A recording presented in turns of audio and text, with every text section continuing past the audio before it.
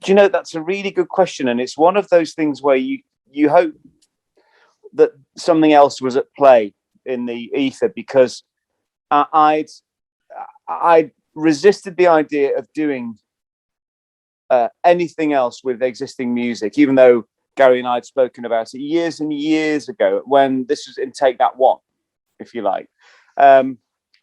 Probably because at that stage I thought to actually do a musical using existing material, there's got to be this extra element.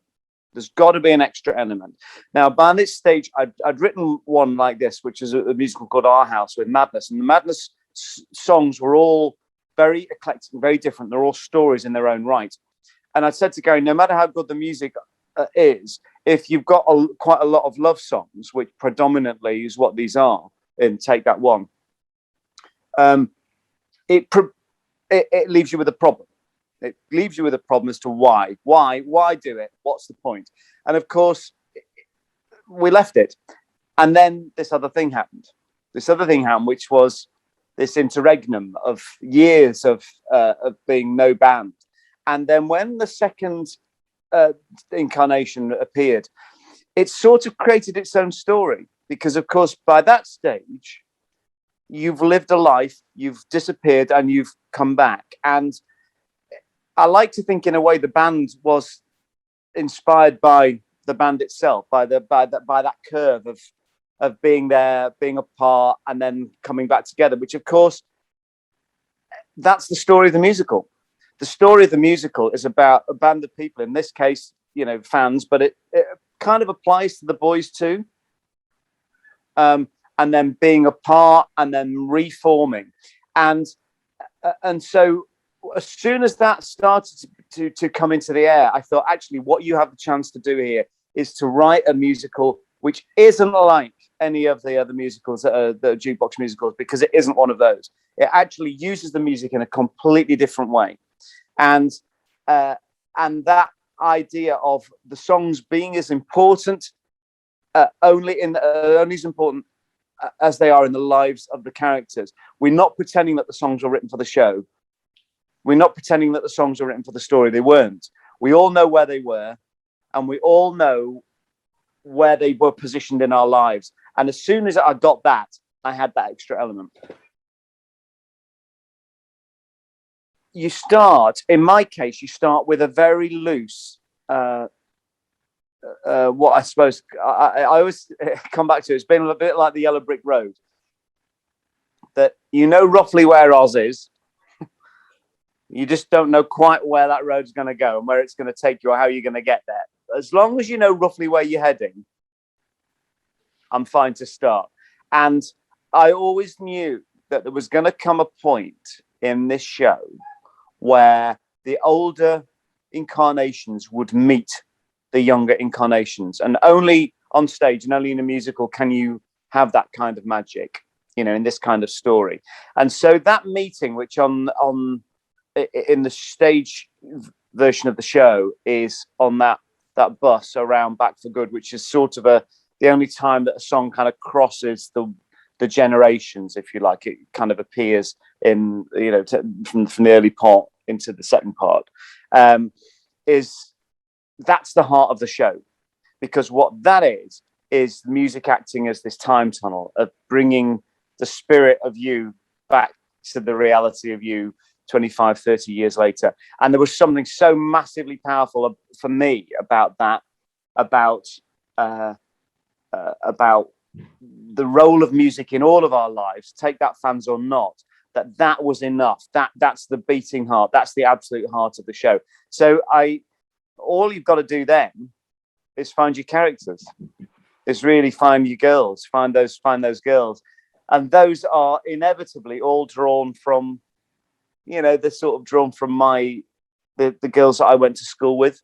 And inevitably, so you owe so much to school, my time at school. And of course, the area that I went to school, I used to play Gary's school at football. We are that close. My kids go to the school down the road here, which is, the neighbouring school to where his was. So our stamping ground was almost the same. And so I was fairly sure that if the girls that I knew, the spirit of those kids were right for me, then they'd be right for them and right for the other guys in the band who'd all grown up in relatively similar areas.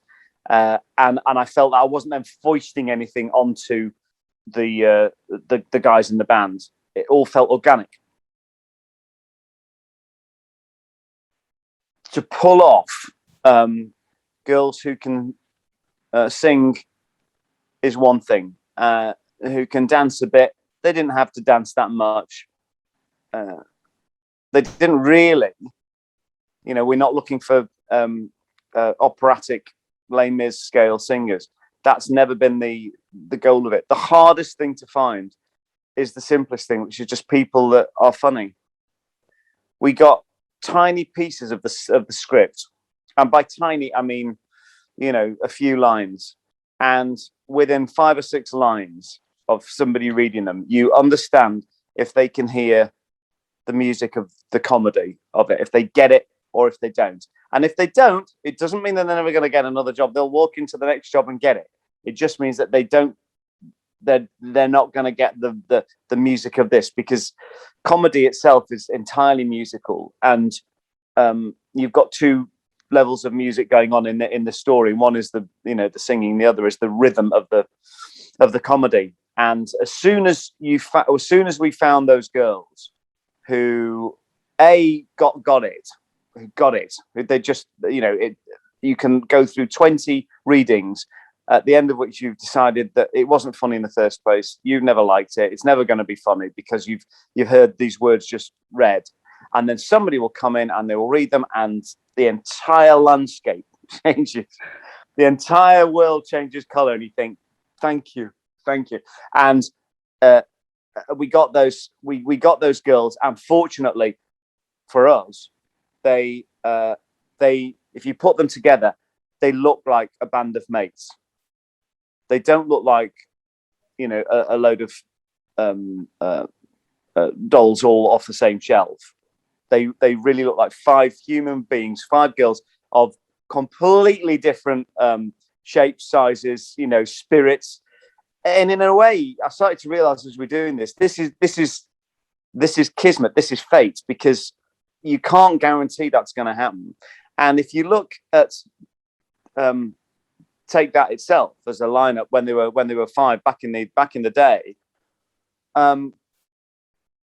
I think they are partly, the initial success was the fact that you kind of felt that they were different. These were 5 different guys. They didn't all look, like some of the other boy bands of the time. Sort of, I couldn't really, not that I, listened to a huge amount of it, but I couldn't really tell much one from the other, because they all were 5 or 4 really good looking guys. Whereas, Take That were there was enough variety, and in a way, you were just hoping that you'd be able to get something that mirrored that within your little cast of 5 girls. The story is the story. The story will find its own way. You start that story off, and honestly, you don't know quite where it's going to take you. I didn't, and that's part of the joy of writing it. You know roughly that these girls are going to end up on that bus, and you hope that they're going to be blown apart, and you hope that they're going to come back together. But all of the other elements of the story, I cannot predict. And so, what actually your main challenge is, especially with a show like The Band, is fighting against sentimentality. It's fighting against it becoming too tearful and lachrymose, and being too much of one of those journeys where everybody pours their heart out and kind of comes, all these secrets come flooding out. Even though in a way that's going to happen and you want that to happen, there is a way that happens where you just think, oh, right, I knew this was going to happen. And as soon as that predictability kicks in, everything starts to slow down. But more to the point, it all can become a bit dense and a bit emotionally, actually quite emotionally manipulative, because you're just saying, isn't it this, it's tragic that friendship splits up like this, and it's tragic that bad things happen. We all know that. The what makes this emotional is not the despair or the tragedy, it's the hope. It's the hope, and the hope sits in the comedy, and the hope is the fact that even for me, the the most emotionally challenging areas of the story, I hope, are all shot through with the comedy of those girls. Every so often you'll get a flash, you get that release, you will get that native wit that goes all the way back to those 5 girls at school, taking the piss out of each other, not really being able to kind of hold on to things too seriously for too long, because they need the release too. So in a way, the comedy is as much a through line back to the girls of 16 as the music is.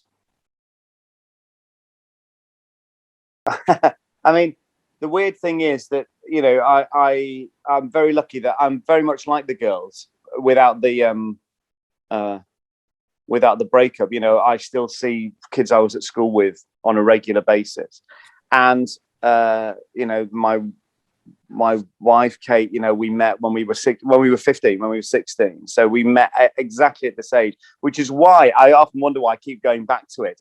And of course, in a way, it's natural for me because I live so much of my life in a sort of living past of these of having seen exactly at first hand what happens to people who've met each other when they were 16 and now have grown up to become 40, 50-year-old adults, because they're in my house.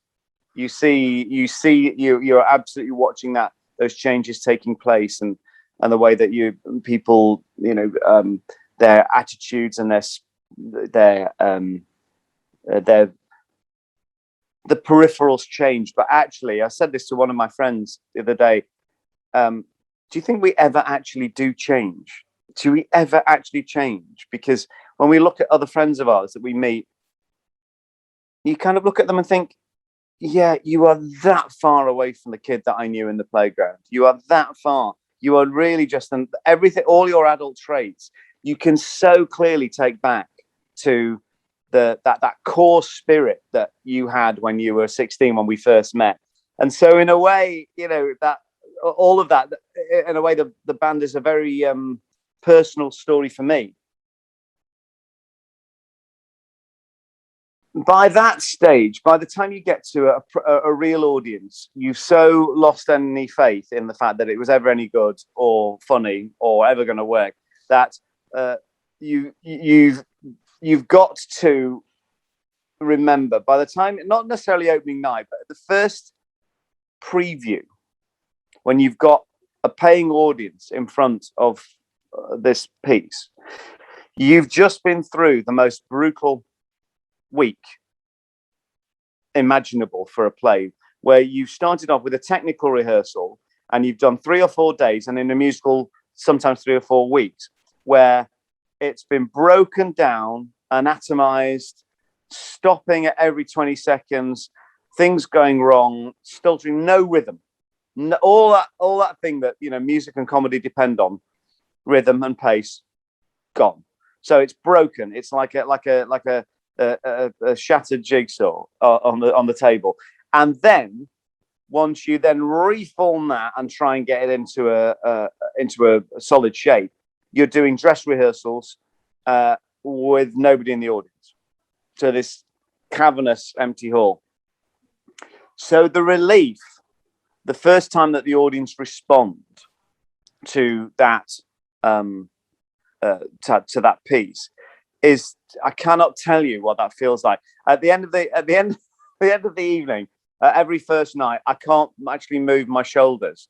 They just become rigid because every muscle up here, you've lived every single beat of the entire piece. And I remember sitting in the Opera House in Manchester, the first time we ever did this, and hearing the audience react to just actually those CFAX things that I put up at the start. Walking into the auditorium and seeing those CFAX charts and thinking, oh, I know where I am, and actually it was this great thing because everybody who was there knew what they were, had that flush of, oh my God, I haven't seen that for such a long time. That's 90. That's it. That's 1990 for me. Or 1991. There we are. It's there. And then for all their kids who are going, what the hell is that? with everybody then having to explain, that's the internet, guys. That's what it was in 1991. That is that. If you missed what was on at your local cinema, you had to wait 25 minutes until your cinema came round again. There was no. There you go, instant download. And so, in a way, that bridge of generations happened right there, right from the start, right from the first minute. And then when Rachel comes out and says, when I was 16, I grew up with a boy band. The place, that first line, the place went nuts, and you kind of think, yeah, this is more than a musical here. This is actually a sort of therapy session. This is a catharsis. This is a different deal, and it was a delight. It was an absolute delight. Out and out, Elkie Brooks. God, she was gorgeous, and I went to see her for the first time about 2 years ago. Isn't that marvelous? And I didn't realise that she was quite as much of a Mancunian as take that word. She's even close. She lives even closer to me than they did. But yeah, when I was Pearl's a singer. What a fantastic voice. She was a bit of a one-off. Well, she still is. I mean, she's still gigging. She's still touring. So maybe I've still got a chance.